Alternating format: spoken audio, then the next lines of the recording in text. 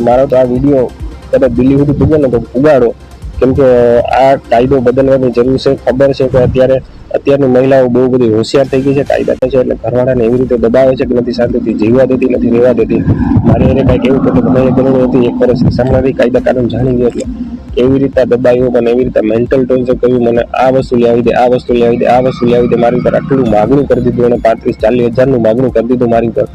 છતાંય મને એટલું ટેન્શન હતું કે શું કરવું આનું, આટલું તો હિંમતથી જ નહીં। મને મારી યાર કાંઈ લગાવ જ નતો, એને બસ એનું બધું જોતું હતું, એનું બધું જોતું હતું, મારું બધું હું વ્યવસ્થિત કરવાને મને હેરાન કરવો। તો મને મોઢે કહેતી કે હું તને હેરાન કરીને એમ બી કહેતી કે તું પોલીસ સ્ટેશન જા, ગમે ત્યાં થા, મારું કાંઈ નહીં થાય, કાંઈ નહીં થાય, નહીં થાય એના મોઢે કહેતી। મને હવે વખત ધમકાવી, કાલે પોલીસ સ્ટેશન લખાવીને આવી બધી આવીને સીધી ધમકાવી। પણ હવે હાલો હું કહું ને ચપટી વગાડીને ધમકા દેવાની ગાલા, હું કહું ને એમ મત થવું જોઈએ, જો એમ નહીં થાય ને તો લખાણ ત્યારે જ છે, હું તારી ઉપર FIR કરી દઈ, તારા ઘરનાનું બધાનું નામ નાખીને બધાને હું હેરાન કરતી, બધાને એટલી મોટી રકમ લઈને તારી મને વાત પૂછવા શું કરે માણસ, શું કરે।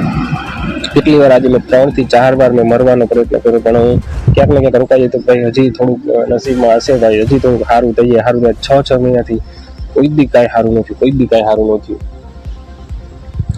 તમામ જવાબદારી હું લઉં છું, મેં એને મારી નાખી છે, એને મારી નાખી, હવે એ પાપ લઈને હું જીવાય એમ નથી, એટલે હું મરી જાઉં છું। એનું ગળું દબાવીને હત્યા કરી નાખી છે। હવે હું પણ એના પરિવારના સભ્યોને સાથે રાખી, પંચોની સાથે રાખીને લોક તોડતા ત્યાં ઘરની અંદરની સાઈડ વિપુલાબેન ઉર્ફે વિદ્યાબેનની છે મૃતદેહ મળી આવેલો, અને જે સ્ટ્રેંગ્યુલેશન એટલે કે ગળું દબાવી અને હત્યા કરી હોવાનું હાલ પ્રાથમિક રીતે છે એ જણાઈ આવ્યું છે। મામલતદારશ્રીની હાજરીમાં પોલીસ દ્વારા અત્યારે ઇન્ક્વેસ્ટ પંચનામું હાથ ધરવામાં આવેલું છે।